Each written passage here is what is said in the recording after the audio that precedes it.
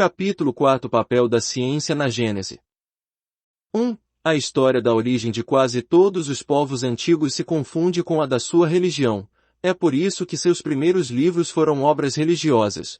E como todas as religiões se ligam ao princípio das coisas que é também o da humanidade, elas têm dado explicações sobre a formação e o arranjo do universo de acordo com o grau de conhecimentos da época e de seus fundadores.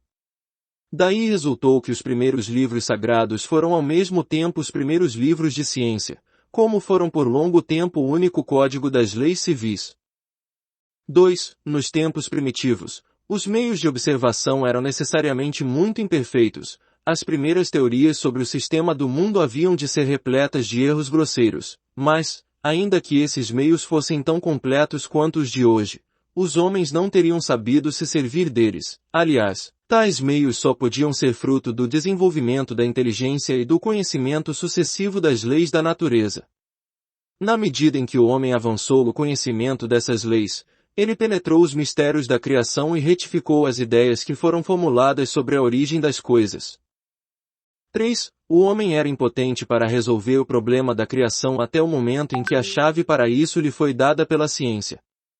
Foi preciso que a astronomia lhe abrisse as portas do espaço infinito e lhe permitisse mergulhar o olhar nele, que, pela força do cálculo ele pudesse determinar com rigorosa exatidão o movimento, a posição, o volume, a natureza e o papel dos corpos celestes, que a física lhe revelasse as leis da gravidade, do calor, da luz e da eletricidade, que a química lhe ensinasse as transformações da matéria, e a mineralogia os materiais que formam a superfície do globo, que a geologia lhe ensinasse a ler nas camadas terrestres a formação gradual desse mesmo globo. A botânica, a zoologia, a paleontologia, a antropologia deviam lhe iniciar na filiação e na sucessão dos seres organizados. Com a arqueologia ele pôde acompanhar os traços da humanidade através dos períodos. Numa palavra, todas as ciências se completam umas às outras, devendo trazer sua parcela indispensável para o conhecimento da história do mundo. Na falta disso, o homem não tinha outro guia além de suas primeiras hipóteses. Ademais, antes que o homem tivesse posse desses elementos de apreciação, todos os comentadores da Gênese cuja razão esbarrava nas impossibilidades materiais giravam num mesmo círculo sem poder sair dele. Só o puderam quando a ciência abriu o caminho, abrindo brechas no velho edifício das crenças. E tudo então mudou de aspecto, uma vez que o fio condutor foi encontrado. As dificuldades foram prontamente aplanadas. Em vez de uma Gênese imaginária, surgiu uma Gênese real e, de certo modo, experimental. O campo do universo se alargou ao infinito. Vimos a Terra e os astros se formarem gradualmente de acordo com leis eternas e imutáveis, que demonstram muito melhor a grandeza e a sabedoria de Deus, em vez de uma criação miraculosa tirada repentinamente do nada, como uma mutação à vista, por uma súbita ideia da divindade após uma eternidade de inércia. Como é impossível concebermos a Gênese sem os dados fornecidos pela ciência, podemos dizer com toda a verdade que a ciência é chamada a constituir a verdadeira Gênese a partir das leis da natureza. 4. Ao ponto a que ela chegou no século XIX, a ciência solucionou todas as dificuldades do problema da Gênese. Não, certamente, mas é incontestável que ela destruiu sem retorno todos os erros principais e lançou os fundamentos mais essenciais sobre dados irrecusáveis. Propriamente falando, os pontos ainda incertos não passam de questões de detalhes, cuja solução não pode prejudicar o conjunto, qualquer que ela venha a ser no futuro. Aliás, apesar de todos os recursos que ela tem tido à sua disposição, faltou-lhe até agora um elemento importante, sem o qual a obra jamais poderia estar completa. 5. De todas as Gêneses antigas, a que mais se aproxima dos dados científicos modernos malgrado os erros que contém, e que hoje são demonstrados até com evidência é incontestavelmente a de Moisés. Alguns desses erros são até mais aparentes do que reais e vêm ou da falsa interpretação de certas palavras cujo significado original se perdeu ao passar de língua em língua pela tradução, ou cujo significado se modificou com os costumes dos povos ou pela forma simbólica própria ao estilo oriental, a qual tomamos ao pé da letra em vez de se procurar o seu sentido. 6. A Bíblia evidentemente contém fatos que a razão desenvolvida pela ciência não poderia aceitar hoje. além de outros fatos que parecem estranhos e repugnantes, porque se apegam a costumes que já não são os nossos. Porém, ao lado disso, haveria parcialidade em não reconhecermos que ela guarda grandes e belas coisas. A alegoria ocupa ali um espaço considerável, e esconde sob o seu véu verdades sublimes que se evidenciam desde que a procuremos no íntimo do pensamento, daí então o absurdo desaparece. Por que então o véu não se ergueu mais cedo? Por um lado, por falta de luzes que só a ciência e uma sã filosofia poderiam dar, e por outro lado, pelo princípio da imutabilidade absoluta da fé, consequência de um respeito bastante cego para a letra, sob a qual a razão deveria se inclinar, e, por conseguinte, pelo temor de comprometer a sustentação das crenças erguidas sobre o sentido literal.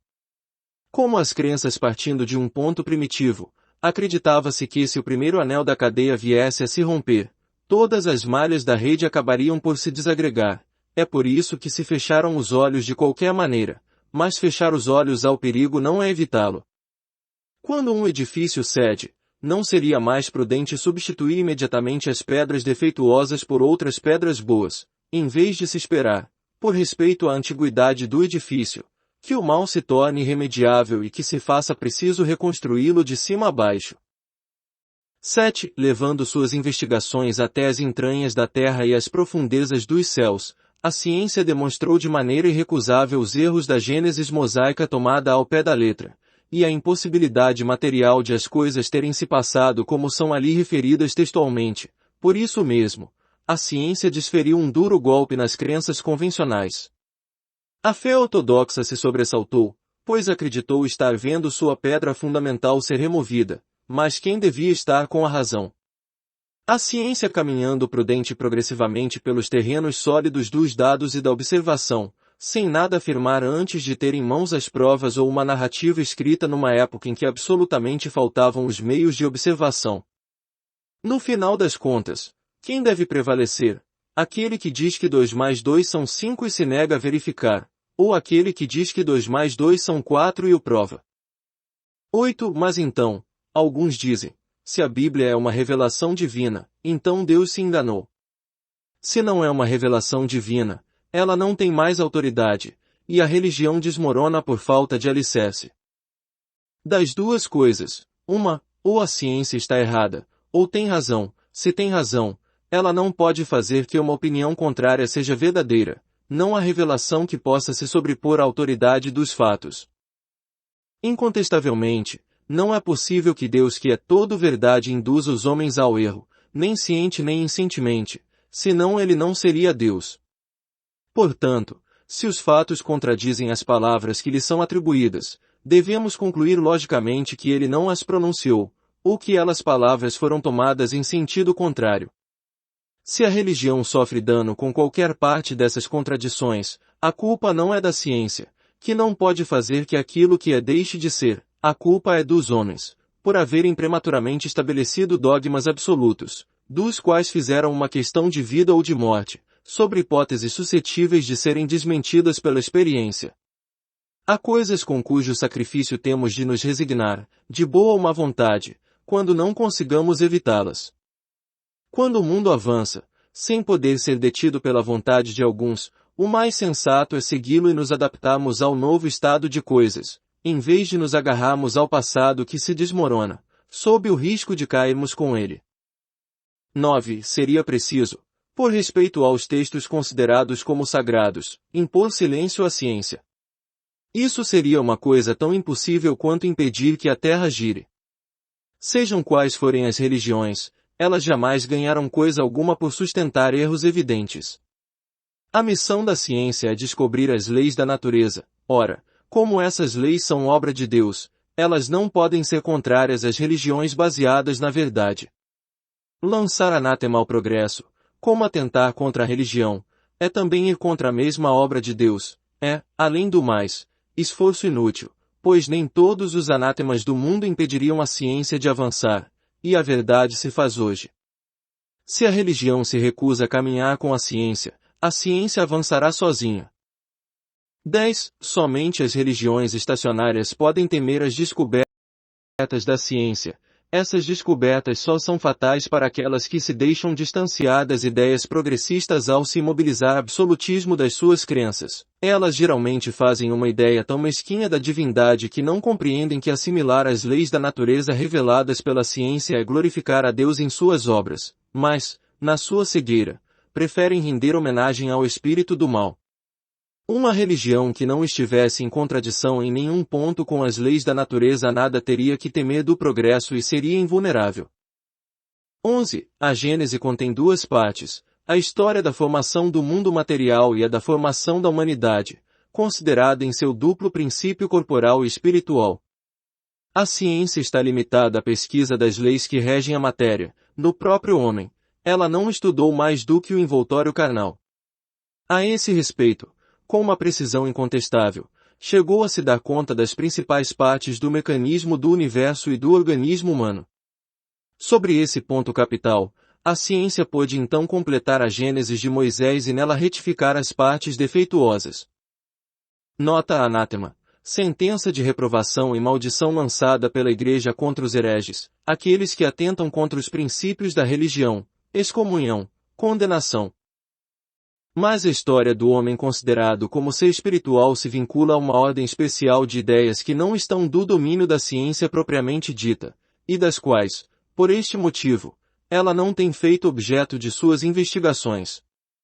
A filosofia, que particularmente tem mais esse gênero de estudo nas suas atribuições, só tem formulado sistemas contraditórios sobre o ponto em questão, desde a mais pura espiritualidade até a negação do princípio espiritual e até de Deus, sem outras bases senão as ideias pessoais de seus autores, pois então, ela tem deixado a questão indecisa, por falta de um controle suficiente. 12. No entanto, essa questão é a mais importante para o homem, porque é o problema do seu passado e do seu futuro, aquela do mundo material só o afeta indiretamente. O que lhe importa saber antes de tudo é de onde ele veio e para onde vai, se já viveu e se ainda viverá, e que destinação lhe está reservada. Sobre todas essas questões a ciência é muda. A filosofia não dá mais do que opiniões que concluem em sentido diametralmente oposto, mas que, pelo menos, permite debater o que faz com que muitas pessoas se coloquem do seu lado, em vez do da religião que não debate. 13. Todas as religiões estão de acordo com o princípio da existência da alma, embora sem demonstrá-lo, mas não se concordam quanto à sua origem, nem quanto ao seu passado, nem sobre seu futuro e nem sobre tudo que é o essencial sobre as condições de que depende a sua sorte futura. Em sua maioria, elas fazem do seu futuro um quadro imposto conforme a crença de seus adeptos, que não podem ser aceitos senão pela fé cega, mas que não podem suportar um exame sério. Nos seus dogmas, o destino que elas fazem da alma estando ligado às ideias que se fizeram do mundo material e do mecanismo do universo nos tempos primitivos é inconciliável com o estado dos conhecimentos atuais. Então, só tendo que perder com o exame e o debate, as religiões acham mais simples anular um e outra. 14. Dessas divergências sobre o futuro do homem nasceram a dúvida e incredulidade. Todavia, a incredulidade deixa um vazio penoso. O homem encara com ansiedade o desconhecido no qual cedo ou tarde fatalmente deve ingressar. A ideia do nada o congela. A consciência lhe diz que para além do presente há alguma coisa para ele. Mas o que? Sua razão desenvolvida já não lhe permite aceitar as histórias com as quais acalentaram sua infância, nem tomar a alegoria como a realidade. Qual o sentido dessa alegoria? A ciência lhe rasgou um canto do véu, mas não lhe revelou o que mais lhe importa saber. Ele interroga em vão, nada lhe responde de uma maneira peremptória e apropriada para acalmar suas apreensões. Por toda parte ele se depara com a afirmação a se chocar contra a negação, sem provas mais concretas de um lado que do outro. Daí a incerteza, e a incredulidade sobre as coisas da vida futura faz com que o homem, tomado de um frenesi, se atire às coisas da vida material. Tal é o efeito inevitável das épocas de transição, o edifício do passado desmorona sem que o do futuro não esteja construído. O homem é como o adolescente que já não tem a crença ingênua dos seus primeiros anos, mas ainda não possui os conhecimentos da idade madura, tem apenas vagas aspirações, mas que ele não sabe definir. 15. Se a questão do homem espiritual permaneceu até aos dias atuais em estado de teoria, é que faltavam os meios de observação direta, que só existiam para constatar o estado do mundo material, e o campo permaneceu aberto para as especulações do espírito humano. Enquanto o homem não conhecia as leis que regem a matéria e não podia aplicar o método experimental, ele andou a errar de sistema em sistema no tocante ao mecanismo do universo e à formação da Terra. Assim tem sido tanto na ordem moral quanto na ordem física. Para fixar as ideias, faltava o elemento essencial, o conhecimento das leis do princípio espiritual. Esse conhecimento estava reservado para a nossa época, bem como o conhecimento das leis da matéria tem sido a obra dos 2 últimos séculos. 16. Até o presente, o estudo do princípio espiritual contido na metafísica tem sido puramente especulativo e teórico. No espiritismo, ele é todo experimental. Com o auxílio da faculdade medianímica agora mais desenvolvida, e sobretudo popularizada e mais bem estudada, o homem se achou de posse de um novo instrumento de observação. A mediunidade tem sido para o mundo espiritual o que o telescópio foi para o mundo espacial e o microscópio para o dos seres infinitamente pequenos. Ela permitiu explorar, estudar e, por assim dizer, divisu, as relações com o mundo corporal, permitiu separar no homem vivo o ser inteligente do ser material, e lhes observar agir separadamente. Uma vez em interação com os habitantes desse mundo, tornou-se possível seguir a alma na sua marcha ascendente, em suas migrações, em suas transformações. Podemos, enfim, estudar o elemento espiritual. Eis aqui o que faltava aos anteriores comentadores da Gênesis para compreendê-la e retificar os seus erros. 17. Estando o mundo espiritual e o mundo material em incessante contato, eles são solidários entre si. Ambos têm sua parte de ação na Gênese. Sem o conhecimento das leis que regem o primeiro, seria tão impossível constituir uma Gênese completa quanto seria para um escultor dar vida a uma estátua. Somente agora, se bem nem a ciência material nem a ciência espiritual tenham dito sua última palavra, o homem possui os 2 elementos próprios para lançar luz sobre esse imenso problema. Era preciso, com toda a necessidade, essas 2 chaves para se chegar a uma solução, ainda que aproximada.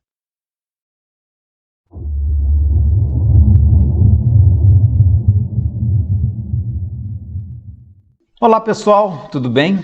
Bom, vamos agora para o capítulo 4, o papel da ciência na Gênese. O que ele está querendo dizer é o papel da ciência na compreensão da origem do mundo, da vida, do ser humano. Então eu quero começar lendo para você o primeiro item do livro A Gênese. Eu vou ler pausadamente para a gente ir conversando junto. Olha como ele diz: a história da origem de quase todos os povos antigos se confunde com a da crença religiosa que professavam, sendo por isso que os seus primeiros livros versavam sobre religião.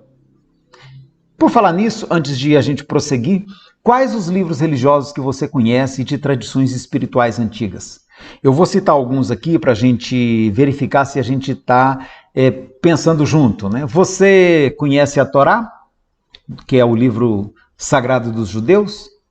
Bom, a Torá, ela de certo modo tem um pouquinho a ver com a nossa Bíblia Sagrada, porque ela é constituída dos 5 primeiros livros que a gente também usa na Bíblia Sagrada, os livros atribuídos a Moisés. É interessante que a Torá completa ela tem mais alguns livros, alguns outros complementos que são próprios dos judeus.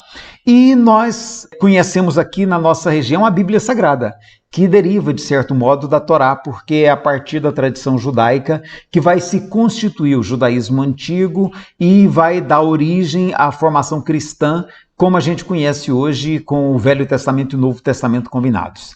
E tem o Alcorão dos Muçulmanos que você já deve ter ouvido falar, é também um livro de sabedoria. Eu quero lembrar aqui também livros de sabedoria da região da China, como o Tao Te Ching, que na verdade não é só o Tao Te Ching, tem o Tao Te Ching, tem o I Ching, que a gente fala I Ching, mas para eles lá seria mais I Ching, e tem o Hua Hu Xing. Então são 3, formam uma tríade de sabedoria, e aí tem vários outros livros que vão derivando destes, mas que formam uma tradição que envolve hoje a região da China e do Japão, que a gente sabe que aquela região tem uma sabedoria milenar e abriga quase 20% da população mundial.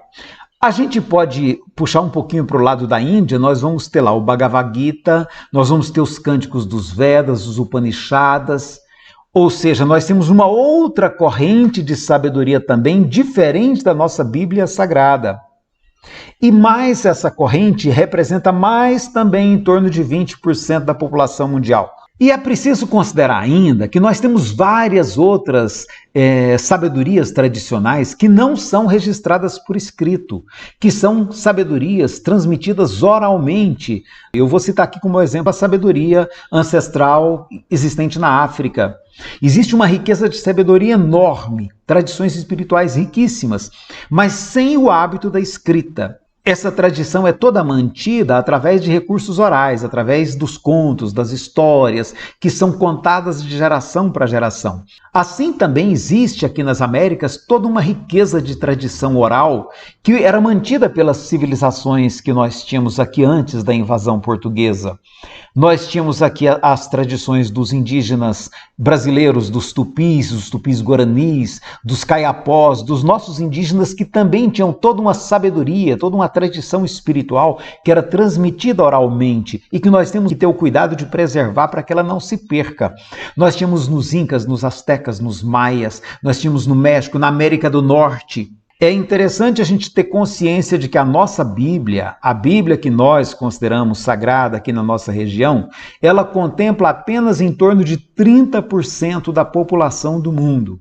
Então, o mundo não é tão cristão quanto a gente pensa. Apenas um terço, menos de um terço, somos cristãos. É um detalhe curioso também, não é toda a tradição espiritual que tem essa preocupação com a origem, tá? Não é, isso é bem típico do judaísmo.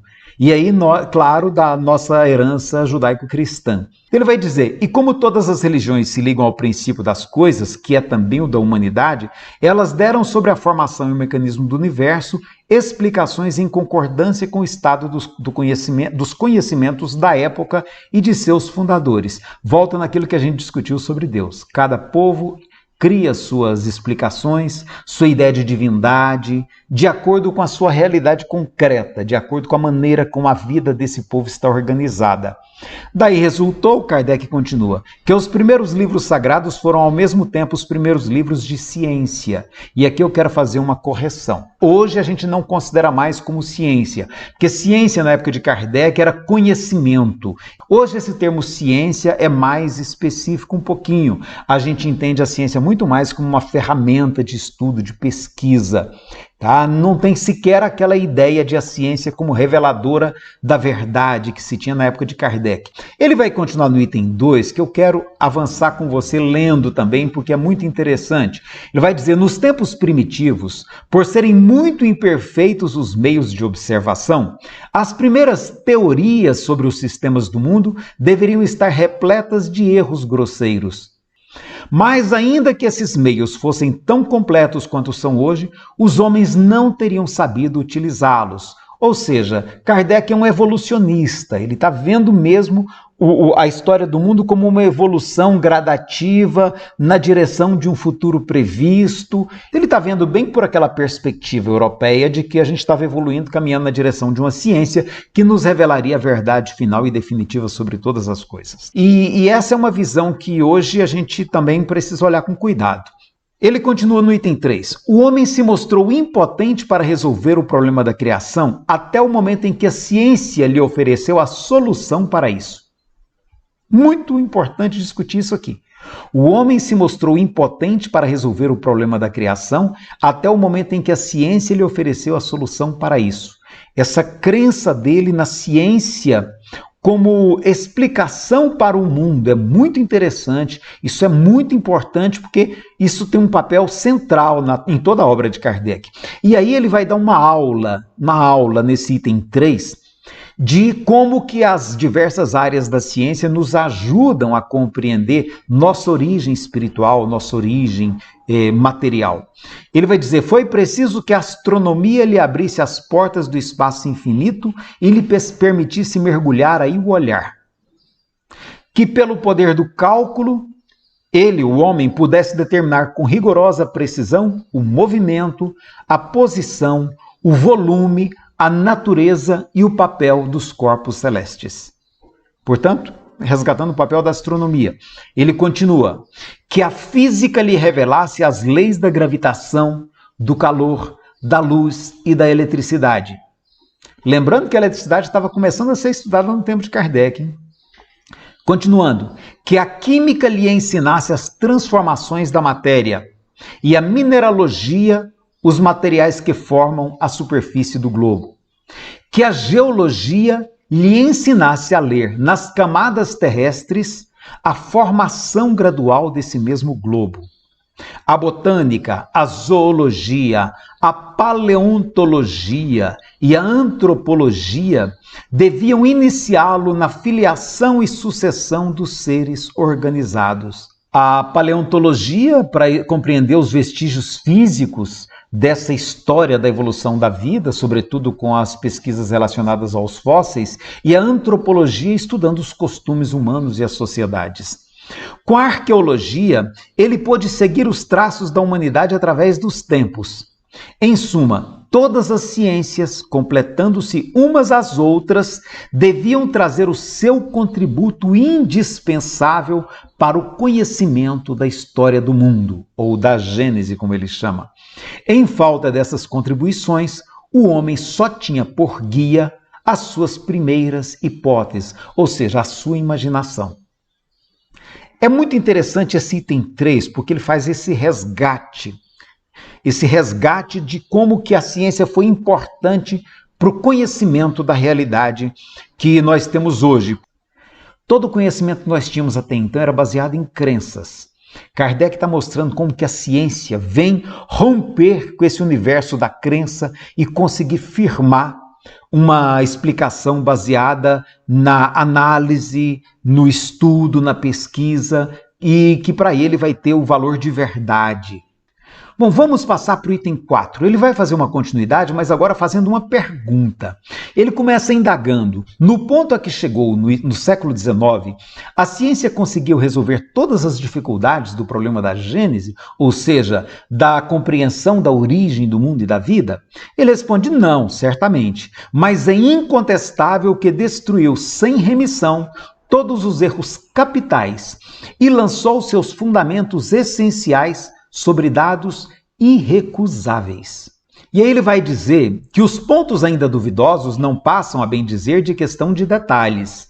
E aí eu quero pedir a sua licença para dizer, pareciam detalhes na época de Kardec, e hoje a gente vê que não são detalhes. São questões muito importantes sobre as quais a ciência continua lançando luz desde aquela época e que vão mudando o panorama do conhecimento humano. Eu vou chamar a atenção para duas explicações, talvez até a gente possa pegar três, eu vou pegar mais uma para você. A primeira delas, o universo não girava em torno de um núcleo central como se pensava.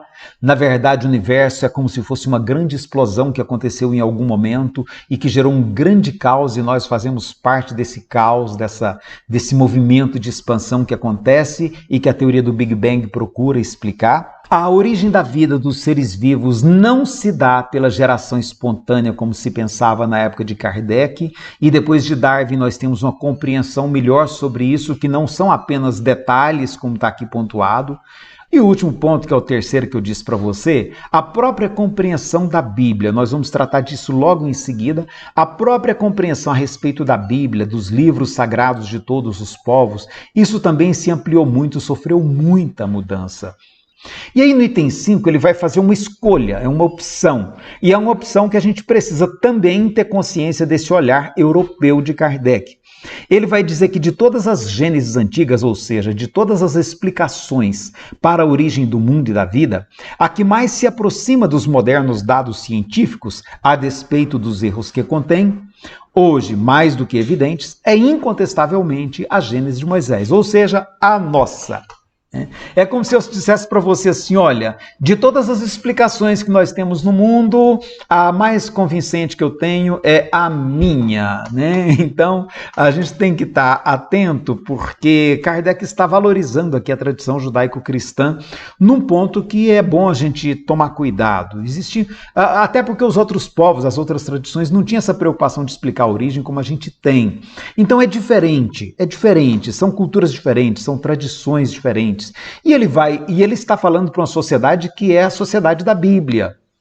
Portanto, a Bíblia, para essa tradição espiritual da qual nós fazemos parte, ela sempre teve muita importância. E Kardec, ele se sentia na obrigação de dar uma importância à Bíblia, porque era parte da nossa cultura. Não há da parte dele nenhuma intenção de desmerecer as outras tradições espirituais e os outros livros de sabedoria. Mas naquela época via-se a Europa como centro de tudo e é natural que ele compreendesse então e fizesse esse estudo dele a partir dessa perspectiva onde a Bíblia era central. A gente vinha de uma tradição que considerava a Bíblia como um repositório de história do mundo. E aí os filósofos do século XVIII, XIX já começavam a questionar, olha, tem coisas aqui que não batem, que não devem ser registros históricos. Kardec, lá no Livro dos Espíritos, ele já indaga se Adão não poderia ser uma alegoria, um mito. Então é interessante, Kardec já começava a perceber, junto com os sábios da época, que a alegoria ocupa ali considerável espaço no texto bíblico. Hoje a Bíblia, como eu comecei a dizer lá atrás, é entendida como um livro meramente literário, embora de literatura espiritual, embora de literatura religiosa, mas é literário, não tem um conteúdo científico. Então no item 8 ele vai começar a explicar por que nós temos que abrir mão da verdade bíblica, abrir mão da verdade religiosa, da verdade da fé, para abraçar, portanto, o que a ciência tem trazido e que tem como ser testado, como ser conferido, tem como ser avaliado. Por quê? Porque as afirmações religiosas, as afirmações de fé, as afirmações de conteúdo puramente espiritual, elas não têm como ser testadas. Por isso Kardec atribui tanta importância à ciência. E ele vai dizer, ele vai questionar no item 9, a fim de guardar respeito aos textos recebidos como sagrados, dever-se-ia obrigar a ciência a calar-se? E ele mesmo responde, seria coisa tão impossível como impedir que a Terra gire. É muito importante essa posição de Kardec. E aí eu puxo isso para a realidade nossa hoje no meio espírita. A gente às vezes quer que as informações vindas dos espíritos sejam objeto de crença maior do que o resultado das análises feitas a partir dos critérios que a ciência nos disponibiliza. Será que era esse o pensamento de Kardec? Até para o conteúdo espírita, Kardec aplicou o critério da ciência. Até para entender o que se validava das informações vindas do mundo espiritual, Kardec adotou critérios da ciência. O método da concordância e da universalidade que ele adotou não é mais do que um método científico aplicado às informações de natureza espiritual. Hoje a gente tem a tendência de levar a sério tudo que vem através dos médiuns. Kardec não pensava assim. Ele ia comparar diferentes médiuns em diferentes localidades para verificar o que daquelas informações poderia ser levado a sério. Hoje a gente tem a tendência de atribuir como verdade o que um determinado médium escreve, porque a gente confia muito nele. Kardec pensava, por mais confiável que seja, o critério tem que ser científico dessa análise. Então Kardec colocava a ciência acima das informações de natureza religiosa, a tal ponto que ele afirma, se a religião se nega a avançar com a ciência, esta avançará sozinha. A ciência caminha e deixa a gente para trás.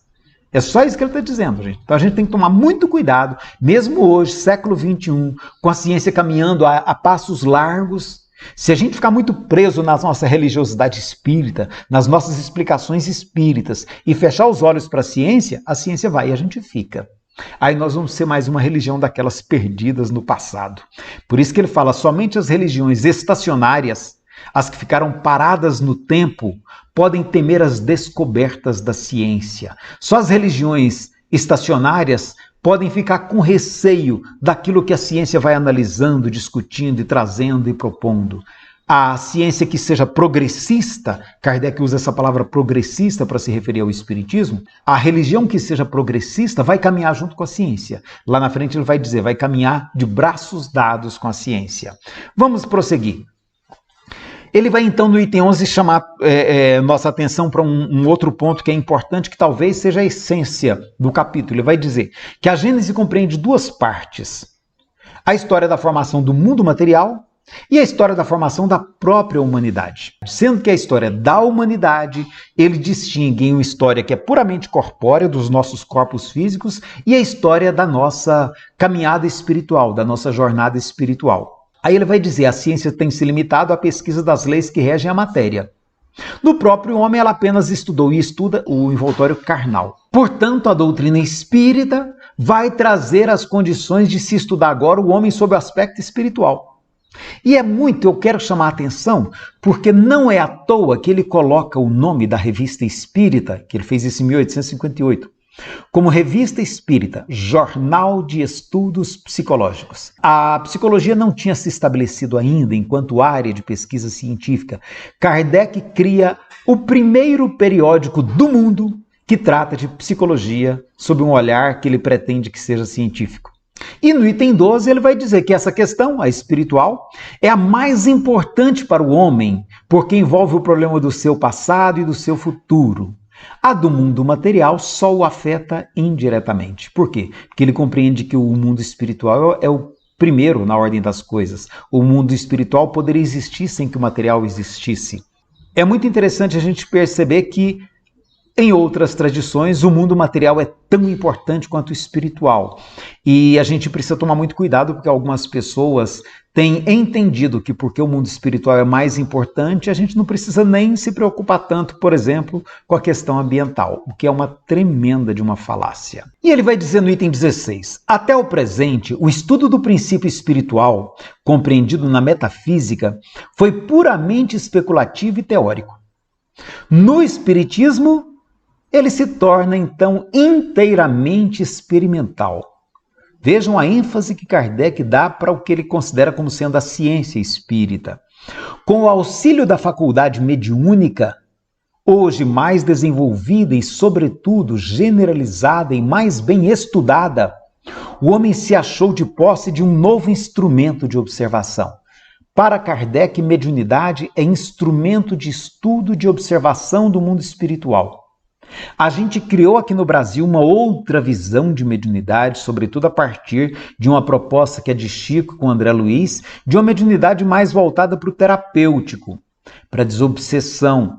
Mas é interessante a gente lembrar que Kardec tem uma outra visão e que não seria o caso de a gente ignorar inteiramente a perspectiva kardeciana, de mediunidade como ferramenta de estudo e de pesquisa. Se pelo telescópio a gente compreende o espaço, se pelo microscópio a gente compreende a natureza do micro, pela mediunidade a gente compreende o espiritual. Eu quero chamar a atenção para alguns pontos que a gente também conversou no nosso encontro presencial. A gente tem que estar sempre atento que Kardec está falando, portanto, de uma sociedade europeia e que, portanto, restrita a esse entendimento. Se a gente pegar hoje as tradições que existem, por exemplo, na China, na Coreia, para eles o mundo espiritual é algo muito mais natural do que para nós há muito tempo. Então isso que para nós é novidade aqui no Ocidente, para eles isso é parte da tradição antiga. Se você vê alguns doramas chineses, você vai ver que o espiritual lá para eles é corriqueiro. Então Kardec está falando muito da perspectiva nossa, ocidental. Na China, por exemplo, a visão de espiritualidade é muito diferente da nossa. Há pessoas, inclusive, que acham que a China tem alguma espécie de ateísmo, né? Mas não é isso, não é, porque a cultura, a tradição, o modo de ver o mundo e a vida é totalmente diferente do nosso. Então, para eles, mesmo essa ideia que a gente faz aqui de Deus, para eles tem outra constituição, outra explicação. Eu comentei isso lá no vídeo a respeito de Deus. O tal, para eles, tem um outro significado. Então, às vezes, a gente ignora que essas culturas têm avanços extraordinários em áreas de conhecimentos que para nós são novidade. Então, o espiritual para eles não é objeto de ciência como para nós, mas é objeto de convivência natural. Reencarnação, por exemplo, para eles é algo extremamente natural, corriqueiro, habitual, assim como na Índia. Para eles lá conversar sobre reencarnação, meu irmão esteve na Índia um tempo, ele estava comentando que lá para eles reencarnação é coisa do coloquial. Ó, fulano, desse jeito você vai reencarnar assim, assim, assado. Ih, parece ser reencarnação disso. Então, para eles isso é coloquial, para nós é que é novidade. Hoje, quando o nosso mundo está inteiramente integrado através das redes de comunicação, a gente tem uma outra perspectiva que nos convida a olhar com mais atenção, com mais respeito para essas outras tradições espirituais, lembrando que a nossa representa apenas 1/3 de tudo isso que existe aí, dessa grande diversidade espiritual que existe na Terra. Ok? Obrigado a você por ter estado conosco em mais esse capítulo e nós nos encontramos no próximo capítulo do livro A Gênese. Valeu!